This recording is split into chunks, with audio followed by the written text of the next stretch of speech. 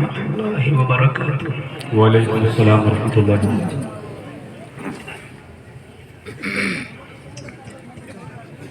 الحمد للہ کفا وسلام علی عبادہ الذین اصطفى، اما بعد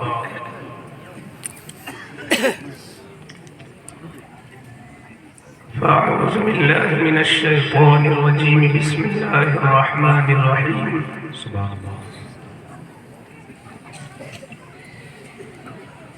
قل هل يستوي الذين يعلمون والذين لا يعلمون؟ سبحان اللہ سبحان اللہ۔ آمنت باللہ، صدق اللہ العظیم۔ انتہائی ادب و احترام کے ساتھ، محبت کے ساتھ درود شریف پڑھنے۔ اللہم صلی علی اللہ رب محمد صلی اللہ علیہ وسلم علی حبیب محمد صلی اللہ علیہ وسلم صلی اللہ تعالی علیہ وسلم الکریم مبارک وسلم کما تحب و ترضى صلی اللہ تعالی علیہ وسلم۔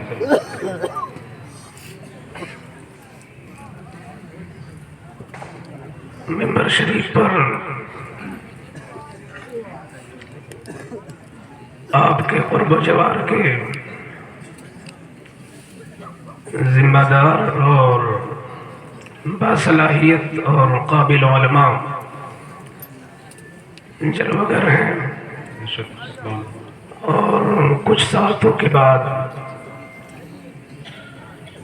جماعت اہل سنت کے ایک بہت ہی مقتدر اور باوقار مخدوم گرامی عالی نسب حضور رئیس الاتقیاء مد ظلہ انشاءاللہ جلوگر ہوں گے۔ چونکہ یہ مدرسہ رضویہ محمدیہ کا سالانہ اجلاس ہے، اور یہ ہمارے سامنے 5 بچوں کی ٹیم جلوگر ہے۔ انشاءاللہ علماء کے ہاتھ اور ان کے دست مبارک سے ان کے سروں پر امامہ شریف کا تاج رکھا جائے گا۔ ہم چاہتے ہیں کہ محسن کائنات کانفرنس میں سبحان اللہ اللہ اس چیز کی وضاحت کریں کہ سیدنا و مولانا و مرشدنا محسن اعظم علی محمد رسول اللہ صلی اللہ تعالی علیہ وسلم اس خاکدانی گیتی پر آنے کے بعد جو پہلا احسان خاص کر اپنی امت پر ہائے ہائے جو پہلا احسان ہے وہ ہے علم کا احسان۔ بے شک سبحان اللہ سبحان اللہ۔ آپ سمجھ سکتے ہیں کہ 40 سال تک محسن کائنات نبی آخر الزمان نے اپنی پیاری زندگی کو ایک کھلی ہوئی کتاب کی طرح قوم کے سامنے پیش کیا۔ یہ وہ زمانہ تھا جب مکہ اور مکہ کے چاروں طرف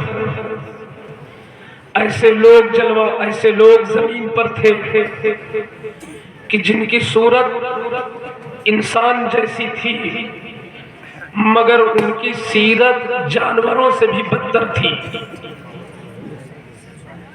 وہ کہنے کو اپنے آپ کو انسان کہتے تھے، اور دنیا انہیں انسان کا نام دیتی تھی، مگر ان کے کرتوت اتنے کالے تھے اور ان کے کام اتنے سیاہ تھے کہ تاریخ پڑھ کر حیرت ہوتی ہے کہ ایک جانور بھی اپنے بچے سے اس وقت بھی پیار ہی کرتا ہے جب اس کا بچہ فوت ہو جاتا ہے، مگر یہ انسان تھا کہ اپنی زندہ بچی کو اپنے ہی مجرمانہ ہاتھوں سے زمین کھود کر گاڑ دیتا، اور اپنی بچی کو گاڑنے کے بعد शर्म से छुपता नहीं था, बल्कि पूरे फख्र के साथ वो सोसाइटी में छपता था और लोगों को बताने की कोशिश करता था कि मैं ही हूं कि जिसने अपनी लड़की को जिंदा गाड़ा है। आज की सोसाइटी, मैं मानता हूं, चारों तरफ इस्लाह मुआशरा की बात की जा रही है और मुझे भी अल्लामा सईद नूरानी साहब ने बताया कि इस इलाके में भी इस्लाह मुआशरा कमेटी है और इधर के जिम्मेदार उलमा उससे मरबूत है। इस्लाह मुआशरा आज किया जा रहा है और जरूरत भी है, मगर आज के मुआशरे में वो बुराई नहीं है जो बुराई उस मुआशरे में थी। आज का इंसान अगर शराब पीता भी है तो बड़ा से बड़ा शराबी शराब को छुप कर पीता है, क्योंकि उसका दिल कहता है कि मैं गुनाह कर रहा हूं। खुलेआम शराब पीने से आदमी बचता है, पीता है तो छुप कर पीता है, मगर उस मुआशरे में पीने वाला छुपता नहीं था, बल्कि पीने वाला फख्र करता था और दूसरों को पिलाता भी था। वो कौन सी घिनौनी हरकत है जो उस मुआशरे में नहीं थी।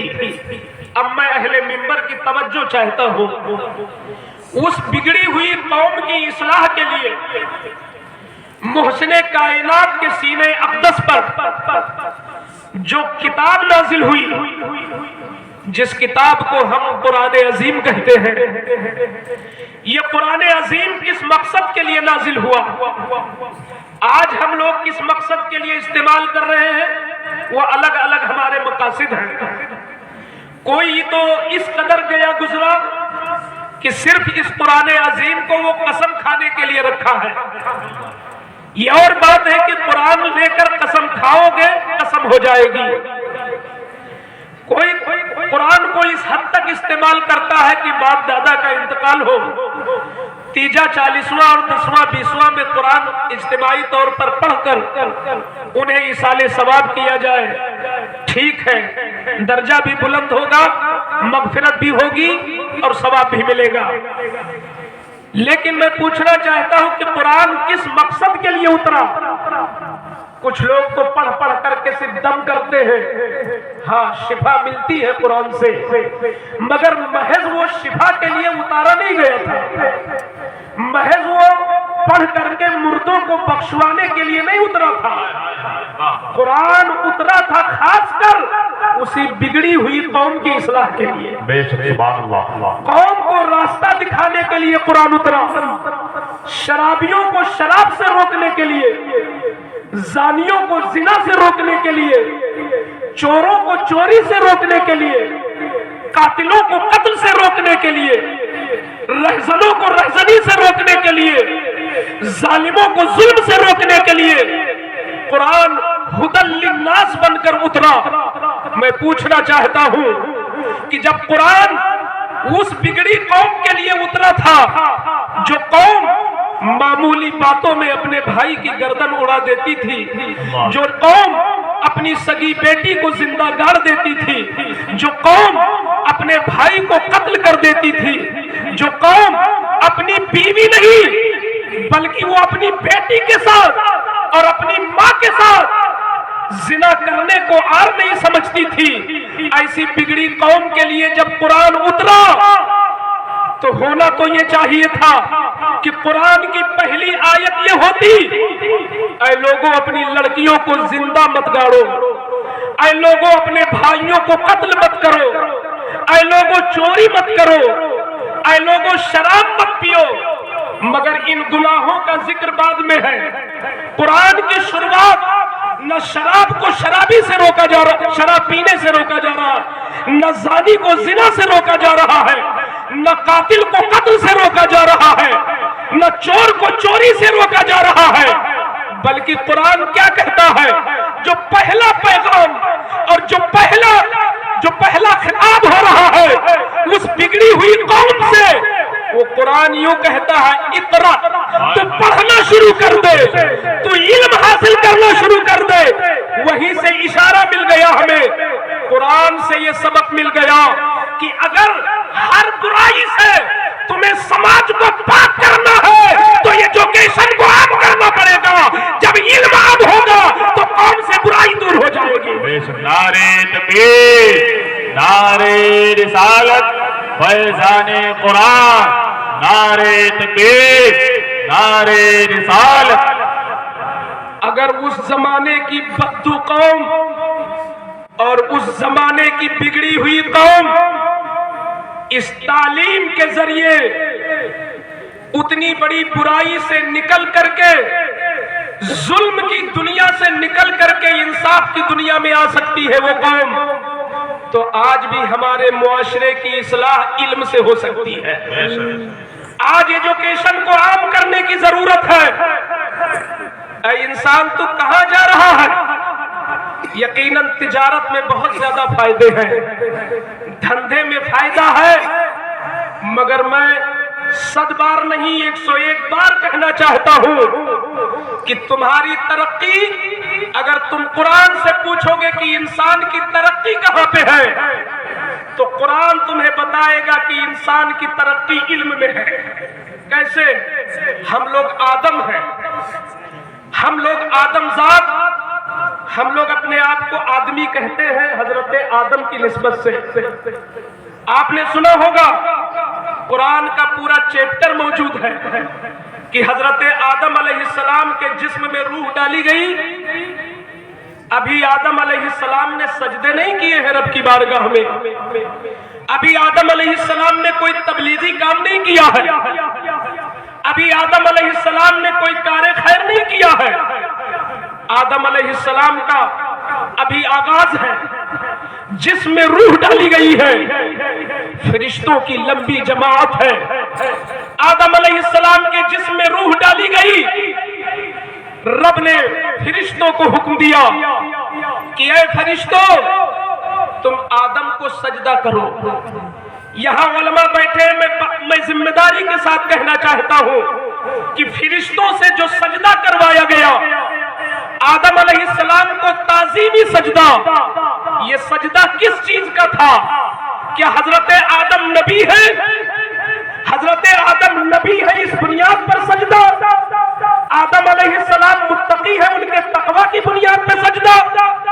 آدم علیہ السلام ابو البشر ہے، اس بنیاد پر سجدہ نہیں. قرآن کہتا ہے محض معاملہ یہ تھا کہ آدم علیہ السلام کا علم فرشتوں کے علم پہ بھاری تھا، اس لیے فرشتوں سے آدم کو سجدہ کروایا گیا. پتہ یہ چلا جہاں علم ہوتا ہے وہ بلند ہوتا ہے اور جہاں علم کم ہوتا ہے وہ نیچے جاتا ہے.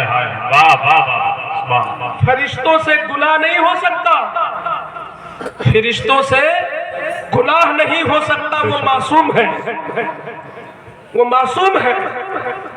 مگر اس کے باوجود جب فرشتوں نے آدم علیہ السلام کا علم دیکھا تھا تو انہوں نے اعتراف کر لیا تھا میرے مولا یقیناً آدم کا علم زیادہ ہے، اس بنیاد پر تیری خلافت کے حقدار وہی ہیں اور ہم ان کی عظمت کو سجدہ کرتے ہیں.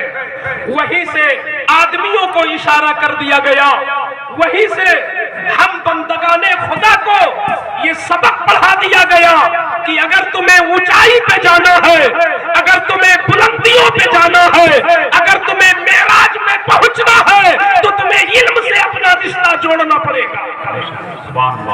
علم آج ہماری بہت ساری بیماریوں کا علاج تنہا علم کے اندر ہے. ایک بار میں گونڈا اسٹیشن پہ موجود تھا، آج تک مجھے وہ جملہ اس طالب علم کا بھولا نہیں ہے. کالج کا لڑکا تھا، اس نے کہا مولانا صاحب آپ لوگ ممبروں سے خطاب کرتے ہیں، میرا تجربہ یہ ہے کہ قوم مسلم آج جو ہر جگہ پیچھے نظر آتی ہے اس کی واحد وجہ ہے علم کی کمی. بے شک. تو اس طالب علم نے بہت درد مندانہ انداز میں مجھ سے اپیل کیا تھا کہ آپ جب بھی خطاب کریں کسی بھی موضوع پر مگر علم کی 2-4 باتیں آپ ضرور رکھیں. چاہے آپ جمعہ میں خطاب کریں، چاہے اب اجلاس میں خطاب کریں، آج ہماری قوم کی پستی کی وجہ علم ہے۔ یہ جو 5 بچے فارغ ہو رہے ہیں نا،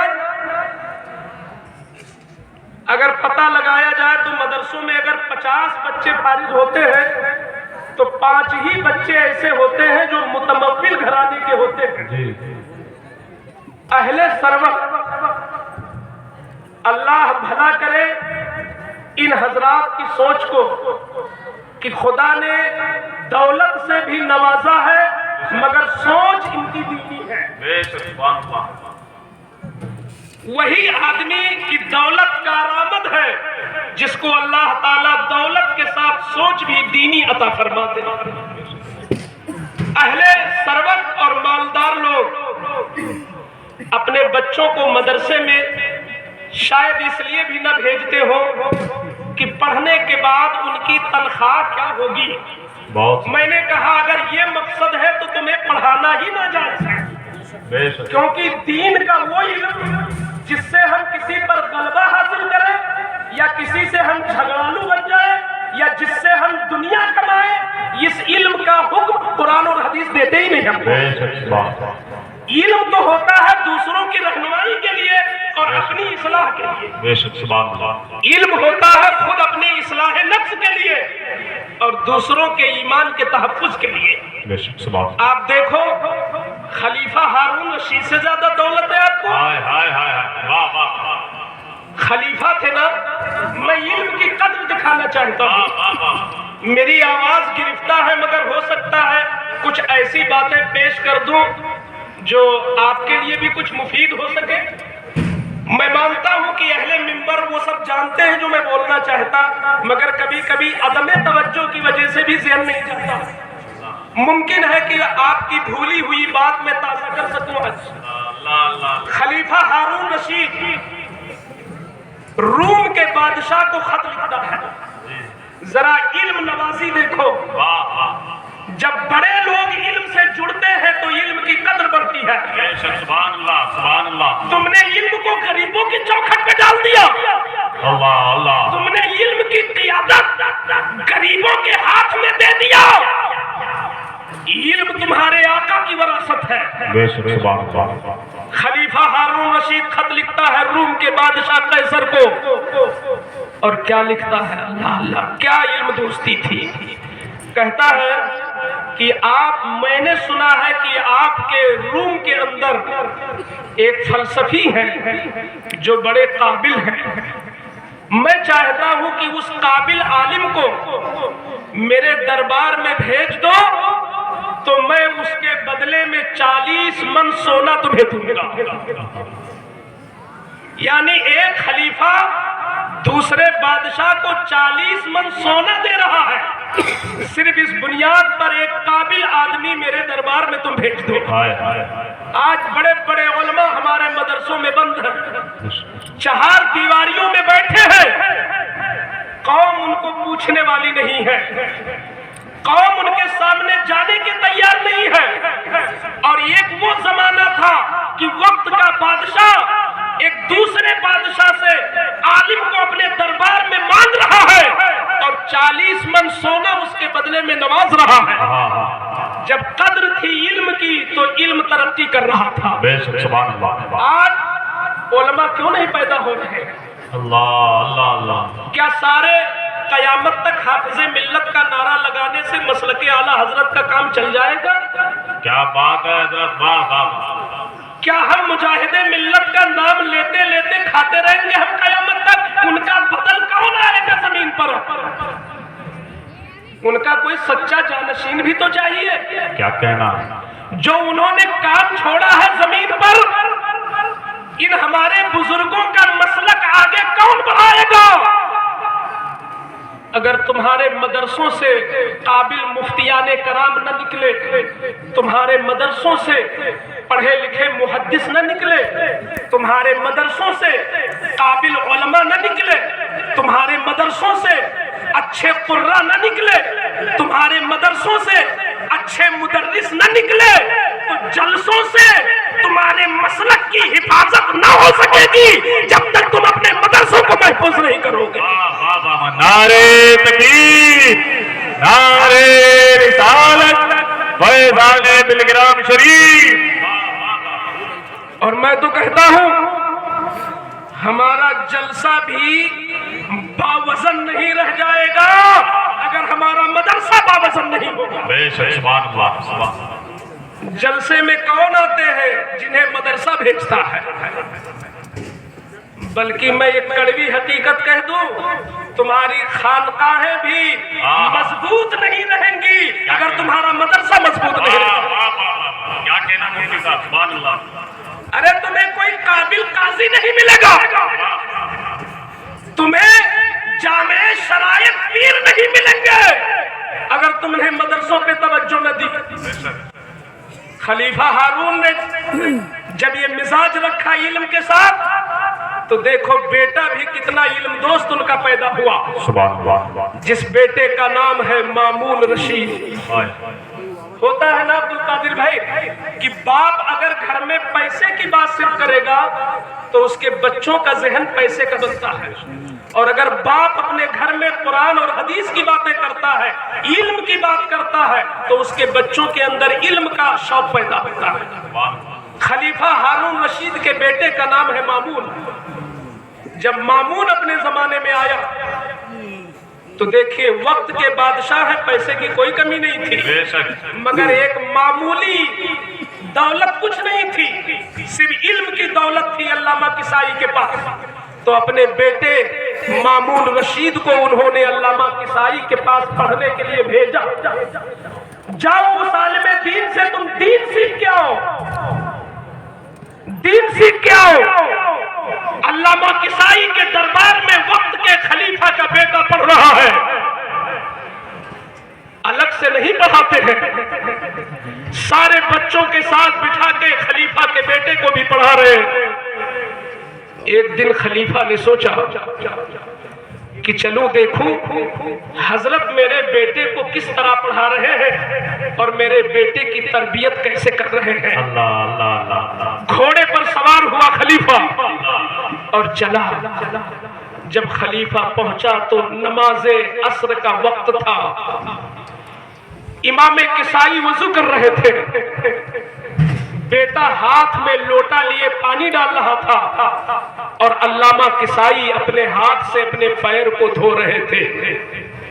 جب علامہ کسائی کی نگاہ پڑی خلیفہ پر تو حضرت کے اندر کچھ ایسا خیال آیا کہ شاید برا نہ مانے کہ میرے بیٹے سے پیر دھلوا رہے ہیں. حضرت نے تو یہ سوچا، مگر بادشاہ کی سوچ ذرا دیکھو. گھوڑے کو قریب کیا اور قریب کرنے کے بعد اترا بادشاہ، درہ نکالا اور درہ نکال کر اپنے بیٹے کی پیٹھ میں مارتا ہے اور کہتا ہے نادان، خدا نے 2 ہاتھ دیے ہیں، خدا نے 2 ہاتھ دیے ہیں، یہ کون سا طریقہ ہے کہ پانی ڈال رہے ہو صرف؟ ارے ایک ہاتھ سے پانی ڈالو اور ایک ہاتھ سے استاذ کا پیر دھو. یہ تمہارے دین کے استاذ ہے، یہ تمہارے باپ سے بھی افضل ہے. سبحان اللہ سبحان اللہ سبحان اللہ سبحان اللہ. تو وہ بھی تو مسلمان ہی تھے نا، بے شک سبحان اللہ. وہ بھی تو مسلمان تھے. کبھی آپ نے کبھی اپنے بیٹوں کو سکھایا کہ ہمارے گھر ایک حافظ صاحب آ رہے ہیں، آج ان کا پیر دھلانا ہے تم کو؟ آج حضور رئیس الاتقیاء کی سرپرستی میں یہ جلسہ ہو رہا ہے.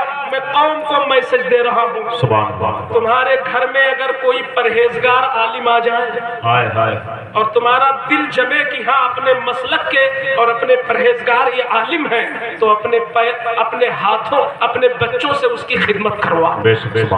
اپنے بچوں سے عالم کی خدمت کرواؤ، اپنے بچوں سے امام کی خدمت کرواؤ، اپنے بچوں سے ایک حافظ قرآن کی خدمت کرواؤ. کیونکہ جب تمہارا بچہ کسی حافظ یا امام کی خدمت کرے گا تو تمہارے بچے میں یہ شعور جاگے گا کہ علم کی ایک قدر ہوتی ہے اور ہمیں بھی علم سیکھنا چاہیے. جس چیز کی مارکیٹ میں قدر نہیں ہوتی ہے خود بخود وہ چیز اپنی اہمیت کو کھو دیتی ہے.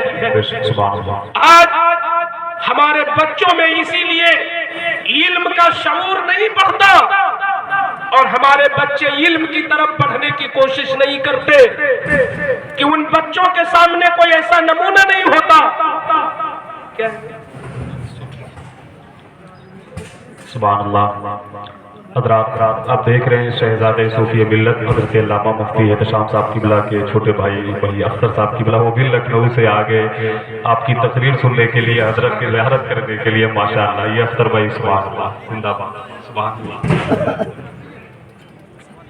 میں بہت اچھا لگتا ہے میں جس ٹاپک پہ چل رہا ہوں کہ اہل دولت اس علم کے ساتھ آئے سامنے بے شک، اور وہ اس علم سے جڑے اور قوم کو یہ میسج دے کہ جس کے پاس علم ہے وہ سب سے بڑی دولت والا ہے. بے شک. یہاں ممبر پہ جو لوگ بیٹھے وہ بھی مایوس نہ ہو. حضور کی حدیث ہے کہ اگر کسی کے سینے میں صرف قرآن ہے، وہ حافظ قرآن ہے، تو حافظ قرآن اگر اپنے کو کمتر سمجھتا ہے کہ میں کچھ نہیں ہوں، تو اللہ کے رسول فرماتے ہیں وہ علم کی توہین کر رہا ہے. اللہ نے اسے بہت بڑی دولت عطا کی ہے. دین سے جڑیے اور دین کو آگے بڑھانے کی کوشش کیجیے. مامون رشید نے اپنے استاذ کا پیر دھلایا. آج ہماری قوم کو چاہیے کہ گھر میں چاہے پیر صاحب تشریف لائے یا امام آئے یا کوئی بھی عالم دین قاری قرآن گھر میں تشریف لائے، تم اپنے بچوں کو دینی مزاج دینا چاہتے ہو تو علماء کی خدمت بچوں سے کرواؤ، تاکہ بچوں کے اندر یہ جذبہ جاگے کہ ہاں علم بلند ہوتا ہے. بے شک، سبحان اللہ.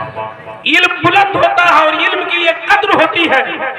وہی مامون رشید جب مدرسہ قائم کرتے ہیں، مدرسے کا نام رکھا دارالحکمہ. آج حضرت پڑھانے والے مدرس کی قدر کم ہو گئی ہے، جس کی وجہ سے ہمارے مدرسوں میں مدرس محنت کرنا کم کر دیے ہیں.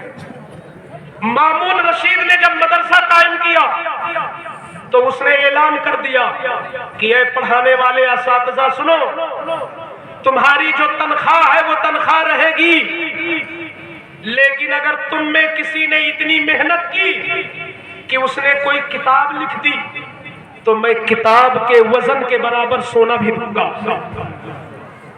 اللہ اکبر. جب عمرہ اور اہل ثروت علم کی قدر کر رہے تھے کہ کتاب لکھنے والے کو کتاب کے وزن کے برابر سونا دیا جا رہا تھا، تو اس زمانے میں مصنف پیدا ہو رہے تھے. آج جب قدر ختم ہو گئی تو مصنف قبر میں لیتے ہیں اور ممبروں سے صرف ان کا نام لیا جا رہا ہے. آج مصنف بھی ختم ہو رہے ہیں، مدرس بھی ختم ہو رہے ہیں اور محقق بھی ختم ہو رہے ہیں. اللہ. اس کے ذمہ دار کون ہیں؟ ہم پوری سوسائٹی کے لوگ اس بات کے ذمہ دار ہیں کہ آج ہمارے درمیان قابل علماء کیوں فوت ہوتے چلے جا رہے ہیں.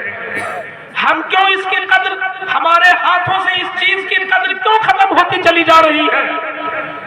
آج مولانا اکبر علی صاحب کو میں مبارکباد پیش کروں گا. انہوں نے مجھ سے بتایا کہ ہمارے علاقے میں کئی مقام پر مولوی اور عالمیت اور فاضل کی پڑھائی کے مدارس موجود ہیں. میں نے ابتدائی تعلیم رکھی ہے عالم کی، مگر اس وقت ضرورت ہے کہ ایک ایسا ادارہ ہو جہاں پہ انگریزی تعلیم ہو اور عصری تعلیم ہو، لیکن ایسی عصری اور انگریزی تعلیم کہ جہاں پر دین اور عقیدہ اور ایمان بھی بچایا جائے. اس مقصد سے وہ بنیاد ڈالنا چاہتے ہیں انٹر کالج کی. میں کہتا ہوں یہی تو اصل مسلک اعلیٰ حضرت ہے. بے شک، سبحان اللہ. آج المیہ یہ ہے، وقت کا المیہ یہ ہے، جہالت یہ ہے کہ ہم نے مسلک اعلیٰ حضرت کا مفہوم الگ کر دیا. اگر کوئی شاعر اسلام اچھی آواز میں کلام اعلیٰ حضرت پڑھ دے، سمجھا یہ جاتا ہے یہ ہے اصل مبلغ مسلک اعلیٰ حضرت. اگر کسی نے مسلک اعلیٰ حضرت کا صرف نعرہ لگا دیا تو اس کو کہا جاتا ہے یہ ہے مبلغ مسلک اعلیٰ حضرت. یہ جہالت والی سوچ ہے، یہ سطحی سوچ ہے. میں کہتا हूँ आला हजरत का काम देखो पहले, आला हजरत का काम देखो। आला हजरत ने सुन्नियों के लिए जो 10 प्रोग्राम लिखे थे कि ऐ सुन्नियों, तुम्हारा फ्यूचर और तुम्हारा मुस्तकबिल कैसे ऊंचे पे जाएगा, इन 10 फार्मूलों पे अमल करना। उसमें पहला फार्मूला यही था, उसमें पहला फार्मूला यही था कि अजीमुशान मदरसा खोला जाए जहां पे अच्छी तालीम हो। ये पहला नुक्ता है जो आला हजरत ने हमारे हवाले किया था। तो आज जो लोग अच्छे अंदाज में मदरसा खोलते हैं और अच्छी तालीम कराते हैं, सबसे बड़े मसले के आला हजरत के वो मुबल्लिग। बेशक, सुभान अल्लाह। शर्त यह है कि उनका अकीदा दुरुस्त हो, ईमान दुरुस्त हो, अंबिया औलिया शुहदा सालिहीन की बारगाह के बेअदब हो, और इन तमाम अकायद की दुरुस्तगी के साथ अगर वो मदरसा चलाते हैं अच्छे अंदाज में, तो मैं कहूंगा ये बहुत बड़ा मसलक आला हजरत का काम है। हम जैसे लोग ठीक है, तकरीर करने वाला ही तर्जुमाने मसलके आला हजरत नहीं होता, बल्कि अगर कोई अपनी जेबे खास से अपने बच्चों का खर्चा कम करके मदरसे को मुखलिसतन लिवजहिल्लाह चंदा भी देता है ताकि मदरसा तरक्की करे, वो भी मुबल्लिग मसलक आला हजरत है जो मसलक का काम करे। आज ये सतही सोच आ गई, हमने चंद चीजों में इस चीज को घेर दिया और उन्हीं को हमने समझा कि यही मसलक आला हजरत के मुबल्लिग है। जो बच्चे यहाँ फारिग हो रहे हैं, मैं इन बच्चों को भी नसीहत करूंगा कि बच्चों, तुम्हारे कोर्स की तकमील हुई है, तुम्हारी पढ़ाई की तकमील भी नहीं हुई है। आज तुम्हारा कोर्स मुकम्मल हुआ है, लेकिन अब तुम इल्म के दरवाजे में दाखिल हुए हो। अब जितनी मेहनत करोगे उतने बड़े तुम बनोगे। और इस जमाने में मैं खुलकर ऐलान कर दूं, खुसूसन हिंदुस्तान पाकिस्तान के अंदर, पूरे बर्रे सगीर के अंदर सबसे बड़ा काबिल वो आलिम होगा जो सबसे ज्यादा आला हजरत को पढ़ेगा। आला हजरत की किताबों में अल्लाह ने ऐसा करम फरमाया है कि आला हजरत तने तन्हा एक लाइब्रेरी है, उनके अंदर अल्लाह ने इल्म को भर दिया था। सुभान अल्लाह, सुभान अल्लाह। तो जो आलिम जितना ज्यादा आला हजरत की किताबों को पढ़ेगा, वो उतना ही बड़ा काबिल होता चला जाएगा। आज जब इल्म की बात आई है तो मैं इस चीज को वाज़े कर दूं कि इल्मे दीन क्या है और इल्मे दुनिया क्या है। बहुत सारे लोग इल्म को दीन के अंदर मुनहसिर कर देते हैं कि हाफिज बनना, कारी बनना, आलिम बनना ये इल्म है। हजरात, मफहूम उसका बड़ा वसी है। जिस चीज को हम दीन का इल्म कह रहे हैं, ये इल्म हमें दुनिया में भी इज्जत देता है और ये इल्म हमें आखिरत में भी इज्जत देगा। और जहां तक रहा दुनिया का इल्म, जिसको आप असरी इल्म कहते हो, स्कूल का इल्म, कॉलेज का इल्म, यूनिवर्सिटीज का इल्म, आज हर बाप इस बात से परेशान है कि मैंने कमाया तो बहुत, मगर मेरी औलाद मेरी मंशा के मुताबिक नहीं चल रही है। आज हर बाप अपनी औलाद से परेशान है। वजह क्या है? वजह यह है कि ये जो स्कूल और कॉलेज का सिर्फ इल्म है, वो अगर उसके घर में दीन का माहौल नहीं है तो वो पूरे सिलेबस में,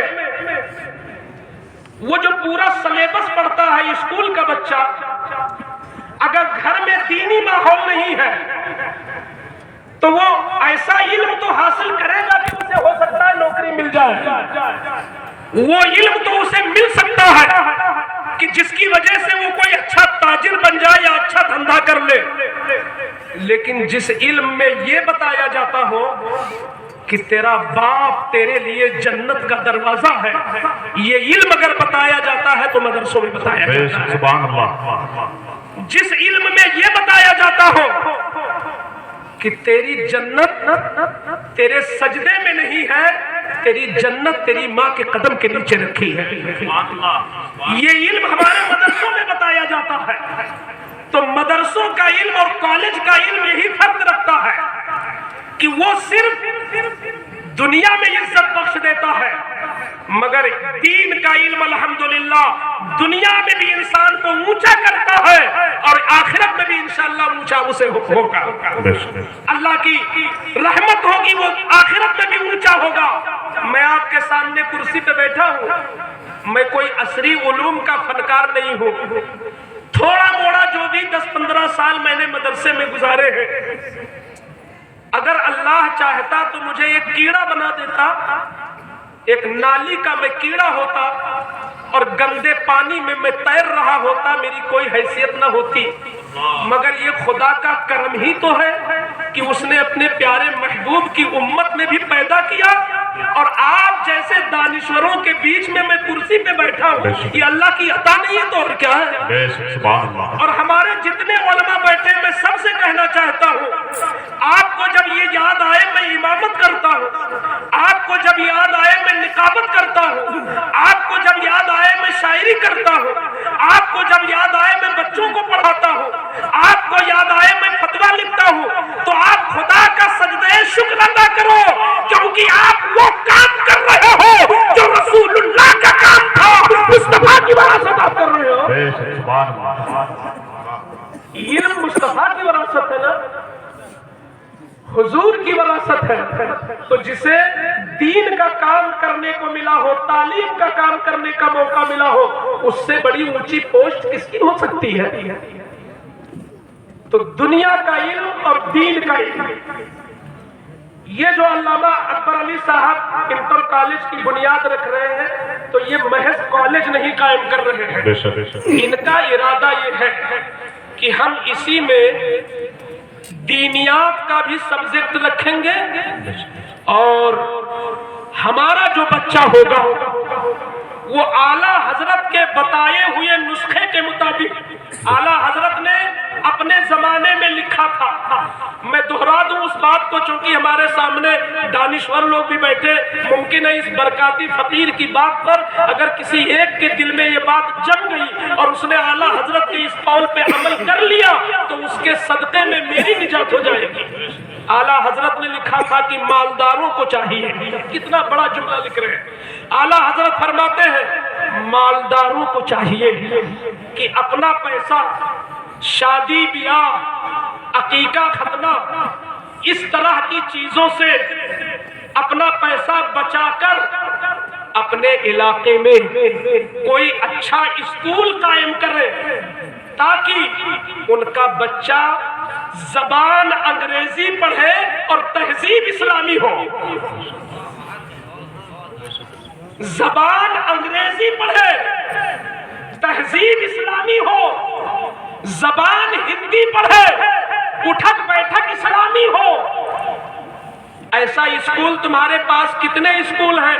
ذرا انگلیوں پہ لکھ کے دکھاؤ، بھلا ہو امین ملت کا، اللہ ان کی عمر میں کروڑوں کروڑ برکتیں عطا فرمائے، انہوں نے البرکات قائم کر کے مشائخ کو ایک راہ دی ہے کہ اگر ہمارا ہر پیر اس راہ پہ چلے تو اہل سنت میں نور آ جائے گا انشاءاللہ۔ سبحان اللہ، نعرے تکبیر، نعرے رسالت، فیضان محررہ شریف، فیضان بلگرام شریف، سادات بلگرام شریف۔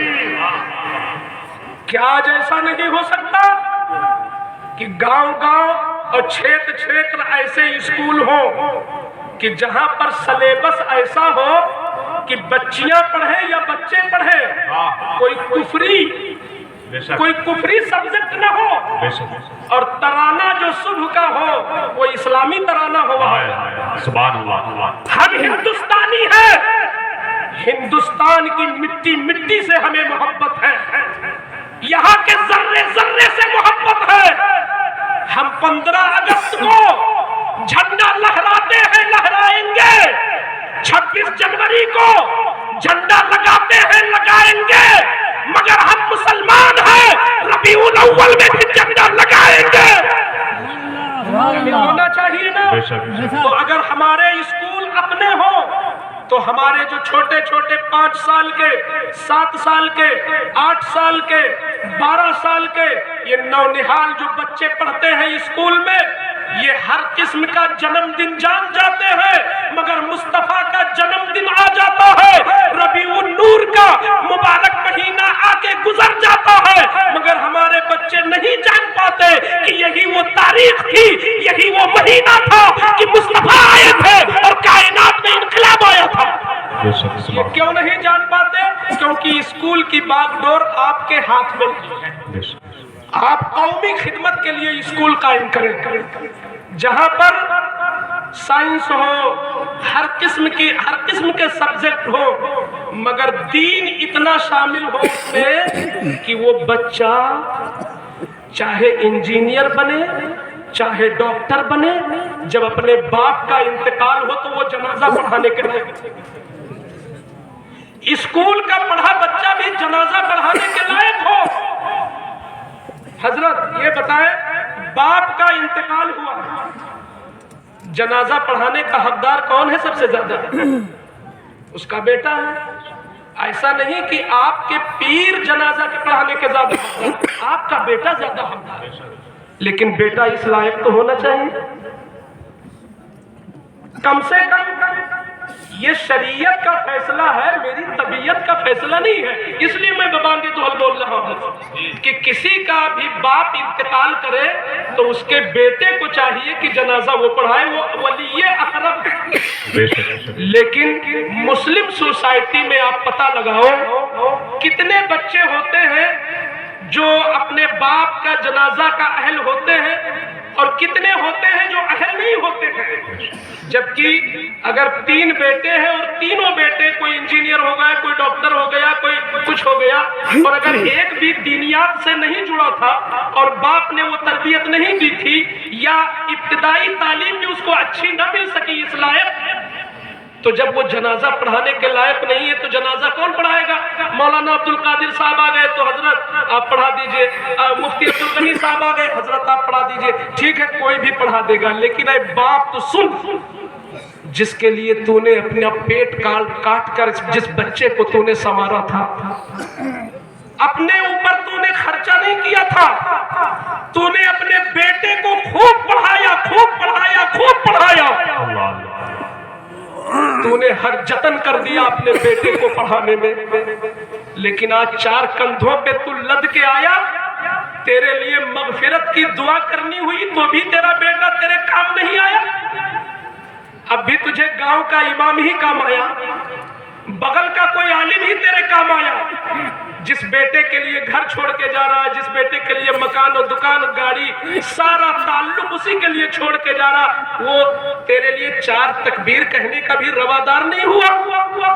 تو ایسی زندگی پر، اور یہ بیٹے کو حق اس لیے بھی زیادہ ہے جو میرا ذہن کام کرتا ہے، اس دعا میں، اس نماز میں کیا ہے؟ دعا ہوتی ہے، اس میں دراصل حقیقت یہ ہے کہ میت کی دعائیں مغفرت ہے۔ تو جو اللہ نے تیرے بیٹے کے سینے میں جو دل دیا ہے اور اس دل میں جو تیرا درد رکھا ہے، تیرے بیٹے کے دل میں جو تیرا درد ہے، کیا غیر بیٹا میں وہ درد آ سکتا ہے کبھی؟ یہ مفتی شیر محمد تیرا جنازہ پڑھائے، اس درد کے ساتھ میری دعا نہیں ہوگی جس درد کے ساتھ تیرا بیٹا دعا مانگے گا، میرے مولا میرے باپ کو بخش دے تو جو درد تیرے بیٹے کے دل میں ہے وہ دوسرے میں آ ہی نہیں سکتا وہ درد۔ شریعت نے کہا ہے تو مرے تو تیرا بیٹا ولی ہے وہ جنازہ پڑھائے، مگر افسوس میں نے اپنے بیٹے کو سب کچھ بنا دیا مگر جنازہ پڑھانے کے لائق نہ بنا سکا۔ اس لیے مدرسے کی ضرورت کل بھی تھی، آج بھی ہے، ہمیشہ رہے گی۔ تم ایسا اسکول قائم کرو جس اسکول میں عالم فاضل باقاعدہ نہ بنے مگر ایسا انگریزی پڑھنے والا بولنے والا ہو کہ چاہے امریکہ جائے مسلک اعلیٰ حضرت ہی رہے اس کا، چاہے وہ سعودی عرب کمائے مگر اس کے ایمان پہ کوئی ڈاکہ نہ ڈال سکے، یہ ہر باپ کی ذمہ داری ہوتی ہے، ہر باپ کی ذمہ داری ہوتی ہے کہ وہ اپنے بیٹے کو اس لائق بنائے کہ کم سے کم وہ بیٹا اپنا ایمان تو بچا سکے۔ بہت بڑا مالدار بنا مگر ایمان نہ رہا تو کیا حاصل اس کو؟ مگر وجہ یہ ہے کہ آج مسلمانوں نے خود علم دین کی قدر کو کم کر دیا۔ میں مشاہدہ اپنا دیکھتا ہوں لکھنؤ وغیرہ میں، آج لوگ تعلیم کے حوالے سے جاگ گئے ہیں، خاص کر اسکولی تعلیم کے حوالے سے تو سب جاگ گئے ہیں۔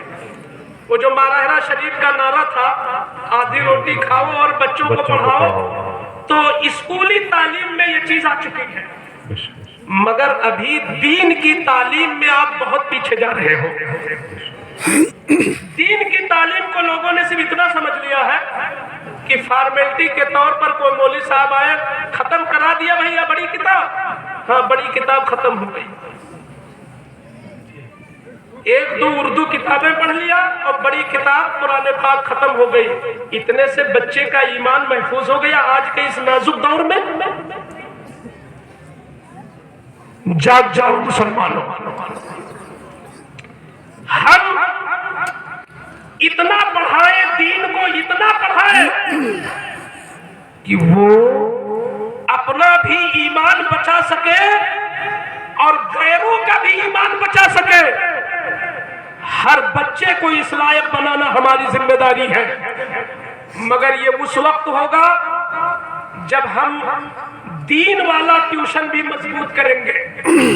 آپ اپنے بچے کو انگریزی اسکول میں بھیجتے ہو، بھیجو، ضرور بھیجو، لیکن چاہے آدھا گھنٹہ، چاہے 20 منٹ ایک اچھے قاری یا ایک اچھے عالم کا انتخاب کر لو، ایک اچھے حافظ، کسی کا بھی انتخاب کر لو، اور بطور ٹیوشن اپنے بچے کو دین اپنے گھر میں روزانہ سکھاؤ۔ جس طرح تم 5,000 روپے اور 3,000 روپے منتھلی انگریزی تعلیم پر خرچ کرتے ہو، اس طریقے سے اس قرآن کی تعلیم پر بھی منتھلی خرچ کرو۔ اگر ہماری قوم اس حوالے سے جاگ جائے تو مجھے لگتا ہے کہ آنے والے 10 سال کے اندر ہماری سوسائٹی میں ایک انقلاب آ جائے گا۔ مگر افسوس، صد افسوس، ہم نے خواص کو دیکھا ہے، خواص کو، جو عوام ہے تو عوام ہے ہی ہے۔ میں نے خواص کو دیکھا ہے کہ ایک بچہ ان کا انگلش میڈیم سے پڑھتا ہے، اس کے لیے جو وہ اہتمام کرتے ہیں، اور دوسرا بچہ جو مدرسہ محمدیہ رضویہ میں پڑھتا ہے، اس کے حوالے سے وہ کیا اہتمام کرتے ہیں، دونوں میں زمین و آسمان کا فرق ہو جاتا ہے۔ ایک بچے کو ہم وین کے ذریعے، موٹر سائیکل کے ذریعے، بس کے ذریعے اسکول چھوڑواتے بھی ہیں، اسکول سے منگواتے بھی ہیں، پھر پرسنل ہم ٹیوشن لگاتے ہیں۔ اس بچے پر اگر دیکھیں تو 10,000 روپیہ مہینہ خرچ آتا ہے، لیکن دوسرا بچہ جو مدرسے میں پڑھتا ہے، اس بچے پر ہم سالانہ 5,000 روپیہ مدرسے کو نہیں دینا چاہتے۔ یہ قدر ہم کر رہے ہیں کیا مدرسے کی؟ کیا ہم قرآن کی قدر کر رہے ہیں کہ ایک ہمارا بچہ ہے جس پر 8,000 اور 7,000 روپیہ منتھلی خرچ ہو رہا ہے، اور دوسرا بچہ جو مدرسے کی تعلیم سے ہے، ہم اس پر 5,000 روپیہ سالانہ نہیں خرچ کرنے کے لیے روادار ہے؟ اے مسلمان، تو قرآن کے ساتھ انصاف کر رہا ہے کیا؟ جبکہ تو حدیث رسول سے پوچھ۔ آئیے آقا کی حدیث ہم سناتے ہیں کہ تمہارا بیٹا جو انگریزی اسکول پڑھنے چلا، بظاہر وہ بس میں بیٹھا، بظاہر وہ وین میں بیٹھا، بظاہر وہ رکشے پہ بیٹھا، لیکن دوسرا بچہ جو سینے سے قرآن لے کے چلا، مدرسہ محمدیہ رضویہ کی طرف چلا، وہ زمین پر چلا، دوسرا بچہ بس میں بیٹھ کے چلا۔ دنیا دیکھ رہی ہے کہ قرآن لینے والا زمین پہ چل رہا ہے، انگریزی پڑھنے والا بس میں چل رہا ہے، مگر حضور فرماتے ہیں اللہ کو اس قرآن عظیم سے اتنا پیار ہے اور دین کے علم سے اللہ کی رحمت اتنی خوش ہوتی ہے کہ جب کوئی قرآن پڑھنے والا بچہ زمین پہ چلتا ہے تو رحمت کے فرشتے اترتے ہیں اور اس طالب علم کے قدم کے نیچے اپنا پر اس لیے بچھاتے ہیں کہ اے دین کا سیکھنے والا تو ہم سے راضی ہو جا، اے دین کے سیکھنے والا تو ہم سے راضی ہو جا۔ کیا شان ہے قرآن پڑھنے والے کی، کیا شان ہے دین پڑھنے والے کی، کیا شان ہے مذہب اسلام سیکھنے والے کی۔ تو اے لوگوں، جب اس دین کی اتنی بڑی شان ہے اور اس علم کا اتنا بڑا وقار ہے تو اس وقار کو یہود و نصارہ نہیں ملحوظ رکھیں گے، اس وقار کو بچانا مسلمان کا کام ہے۔ مسلمانوں، آج مدرسہ محمدیہ کے اس ذمہ دار اسٹیج سے میں آپ کو اپیل کر کے جانا چاہتا ہوں کہ اپنے بچوں کے دونوں حصوں پہ نظر رکھنا آپ کی ذمہ داری ہے۔ یہ کیسے ہو سکتا ہے؟ یہ اسی طرح ہو سکتا ہے کہ جس طرح مدرسوں کی جال بچھی ہوئی ہے، ایسے ہر علاقے میں ایک ایسا اسکول بھی الحمدللہ قائم کرو کہ جہاں کی باغ ڈور آپ کے ہاتھ میں ہو، سلیبس آپ تیار کرو، نظام آپ تیار کرو، وہاں کی تہذیب اور وہاں کے اصول آپ بناؤ تاکہ آپ کی بچیاں پردے کے ساتھ اسکولی تعلیم بھی لے سکے۔ جب آپ کے ہاتھ میں ہوگا نظام تو آپ اسلامی انداز میں وہ نظام قائم کر سکتے ہو۔ ہم تو کہتے ہیں اسکول ایسا ہو کہ اگر ظہر کا ٹائم ہو جائے تو باقاعدہ اسکولوں میں انتظام ہو کہ اذان بھی ہو اور بچوں کی وہاں جماعت بھی ہو تاکہ ہمارے بچے دنیا کے ساتھ دین بھی سیکھ سکے۔ اگر یہ چیز ہم نے بدلاؤ اپنے اندر پیدا نہیں کیا تو وقت بہت خطرناک ہے۔ جب دنیا میں تمہارے جنازہ کے وہ لائق نہیں ہوتے تو جب تم قبر میں لیٹ جاؤ گے وہ رسمی طور پر دو ایک بار فاتحہ کر کے تمہیں بھی بھول جائیں گے، لیکن اگر تم نے دین کا علم انہیں دے دیا تو جب تک وہ زندہ رہیں گے، جب قبرستان سے گزریں گے وہ تمہیں بھولیں گے نہیں، اور تمہارے سرہانے کھڑے ہو کر کے 3 بار سورہ اخلاص 1 بار سورہ فاتحہ پڑھیں گے۔ مولا کی رحمت جب بسم اللہ پڑھنے والے کی برکت سے اس کے مجرم باپ کو اللہ کی رحمت بخش دیتی ہے تو بار بار جب تیرا بیٹا تیری قبر میں پہنچ کر فاتحہ پڑھے گا، بار بار تیری قبر کی زیارت کو جائے گا تو کیوں اللہ کی رحمت نہیں تیری طرف متوجہ ہوگی؟ یقیناً ہوگی۔ ہم لوگوں کو چاہیے کہ ہم اپنے بچوں کو دونوں غذا سے مضبوط کریں، دین کی غذا سے بھی، دنیا کی غذا سے بھی۔ یہ دنیا کی تعلیم دنیا روشن کرے گی انشاءاللہ، اور دین کی جو تعلیم ہوگی وہ دنیا بھی روشن کرے گی اور انشاءاللہ آخرت بھی روشن کرے گی۔ وقار علم سے بڑھ کر کوئی وقار نہیں، شعار علم سے بڑھ کر کوئی شعار نہیں۔ جو چاہو دین کے رہزن سے اپنی جائے پناہ، حصار علم سے بڑھ کر کوئی حصار نہیں۔ پروردگار عالم ہمیں بھی بولنے سے زیادہ خود اس پر عمل کی توفیق عطا فرمائے۔ زبان و بیان میں جو بھی تعبیری، تشریحی اور بیانی لسانی غلطی ہوئی ہو پروردگار عالم معاف فرمائے۔ استغفر اللہ ربی من کل ذنب واتوب الیہ وما علینا الا البلاغ۔ السلام علیکم ورحمۃ اللہ وبرکاتہ۔